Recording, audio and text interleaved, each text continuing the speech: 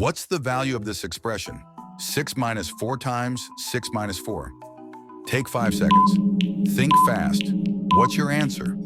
Pause for 2 to 3 seconds. Okay, let's break it down. Some people try solving it like this. 6 minus 4 equals 2.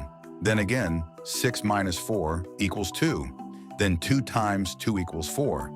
So the answer must be 4, right? Wrong! That's a trap. Why? Because they didn't follow the correct order of operations, also known as PEMDAS.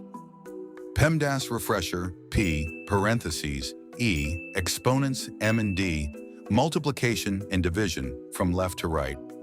A and S, addition and subtraction from left to right. Multiplication and division come before addition and subtraction. That changes everything. Correct way to solve.